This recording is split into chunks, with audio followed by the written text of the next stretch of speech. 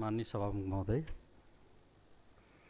यो पहिलो ऐतिहासिक कर्णाली प्रदेश सभाको 5 वर्षीय कार्यकालको अन्तिम बजेट अधिवेशन अर्थात् 5 वर्षीय आवधिक परीक्षा अन्तर्गतको अन्तिम पेपरको परीक्षामा हामी सहभागी हुँदैछौँ। इतिहासको विशिष्ट घडीमा आफूलाई निर्मम परीक्षामा होमेका छौँ हामीले, जहाँ चाहिँ कि इतिहासका निर्माता सार्वभौम कर्णालीका जनताहरू हुन्। उत्तीर्ण हुने वा अनुत्तीर्ण हुने फैसला कर्णालीवासीले गर्नेछन्। यही कटु सत्यको कसीमा प्री बजेट उप सुझाव सल्लाह टिप्पणी धारणा र दृष्टिकोणहरू हामीले हिजोबाट प्रस्तुत गरिरहेका छौँ। प्रथमतः सरकारका तर्फबाट कर्णाली समृद्धिको आकांक्षाका साथ आर्थिक मामिला तथा योजना मन्त्री माननीय बिन्दमान बिष्टज्यूबाट प्रस्तुत विनियोजन विधेयक 2079 का सिद्धान्त, उद्देश्य, प्राथमिकता र नीतिहरूको मूल स्पिरिटप्रति एकबद्धता जाहेर गर्न चाहन्छु। यद्यपि प्रस्तुत विनियोजन विधेयक 2079 का सिद्धान्त, उद्देश्य, प्राथमिकता र प्रमुख नीतिहरूमा मूर्तता र प्रष्टताको आवश्यकता देखिन्छ। सङ्घीयता न टाउको रोगको नाइटोको उपचार हो, न त सबैको रोगको एउटै उपचार हो। सङ्घीयता विशिष्ट समस्याको विशिष्ट समाधान हो, अर्थात् रोग अनुसारको उपचार हो। कर्णाली प्रदेशका विशिष्ट समस्याहरूको सम्बोधन विशेष नीति, योजना, कार्यक्रम र बजेटले गर्न सक्दछ। तसर्थ यस प्री बजेटमा कर्णाली प्रदेशलाई विशेष प्रदेशको रूपमा घोषणा गर्न पहल गर्ने कार्यलाई प्रमुख नीतिका रूपमा उल्लेख गरिनुपर्दछ। विशेषतः विशेष बजेट र कार्यक्रमको स्वाभाविक हकदार विशेष प्रदेश हुन्छ नै। सङ्घीय सरकारले पहुँच र जनसङ्ख्यालाई आधार मानेर गर्ने गरेको बजेट विनियोजन र निर्धारण गर्ने गरेको नीति नै कर्णाली समृद्धिको बाधक बनेको तथ्यलाई हृदयङ्गम गर्न विलम्ब गर्न हुँदैन। कर्णाली प्रदेशभित्र पनि सामाजिक र भौगोलिक विकासको असमान अवस्थालाई यस प्री बजेटले हृदयङ्गम गर्न सक्नुपर्दछ, यसले आत्मसात गर्न सक्नुपर्दछ। इजरायलमा लगानीकर्तालाई उत्प्रेरित गर्न 40% श्रम साझेदारी गर्ने नीति लिएको छ। 2 वर्षसम्म श्रमिकको ज्याला इजरायली सरकारले उपलब्ध गराउँछ।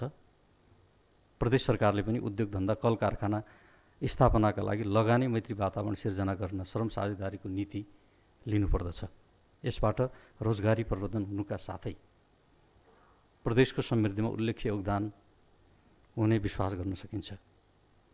आम्दानीका स्रोतहरूको पहिचान र परिचालनको स्पष्ट नीति, योजना र कार्यक्रम आवश्यक देखिन्छ।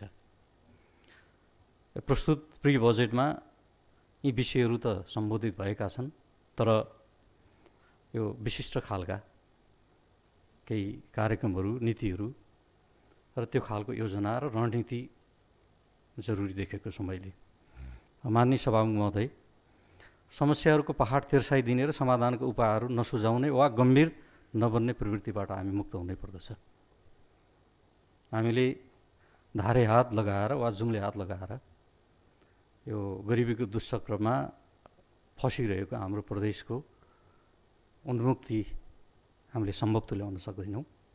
तसर्थ कर्णाली समृद्धिको बाधक बन्दै आइरहेको यो प्रवृत्तिलाई परास्त नगरी समृद्ध कर्णाली र सुखारी कर्णालीवासीको सङ्कल्प सार्थक तुल्याउन निकै नै कठिन देखिन्छ। यस प्री बजेटको बुँदा नम्बर 24मा आधारभूत शिक्षामा जोड दिएको छ, तर पर्वतीय विश्वविद्यालयको विषयमा प्री बजेट बिल्कुल मौन देखिन्छ। सरकारले परिभाषित शैक्षिक दायित्व भुलेको भान हुन्छ।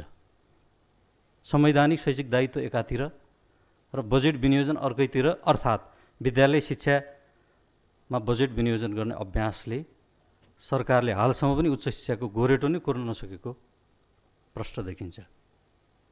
किनकि हालसम्म पनि कर्णाली प्रदेश सरकारको मातहतमा एउटा पनि संवैधानिक शैक्षिक दायित्वले निर्देशित गरेको क्याम्पस पनि छैन। हामी एउटा विश्वविद्यालय विधेयक अहिले समितिमा छ। समितिको आज हामी 5औं बैठक हामीले सम्पादन गऱ्यौँ। 5औं बैठकमा पनि कोरम पुग्न नसकेर आज बैठक पुनः स्थगित भएको छ। त्यसो हुँदाखेरि हामीले वास्तवमा हाम्रो उच्च शिक्षाको संवैधानिक दायित्व सम्पादन गर्ने जो ऐतिहासिक अभिभारा छ प्रदेश सरकारको काँधमा, त्यो अभिभारालाई हामीले नजरअन्दाज गरिरहेका छौँ। यो कुरालाई प्री बजेटले पनि बोल्नु पर्दथ्यो, उच्च महत्त्वका साथ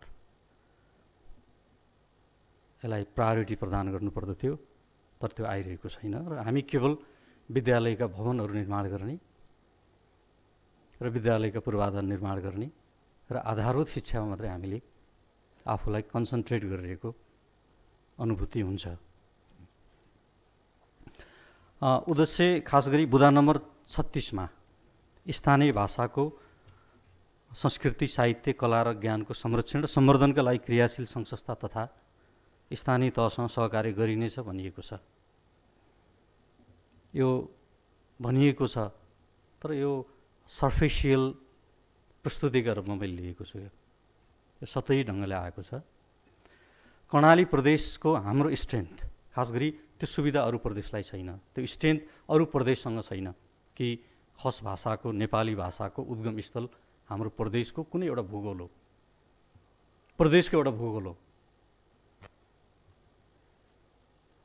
त्यसो भएको हुनाले हाम्रो आफ्नै मौलिक पहिचान छ, हाम्रा आफ्नै ऐतिहासिक आफ्ना मतलब स्ट्रेन्थहरू छन्।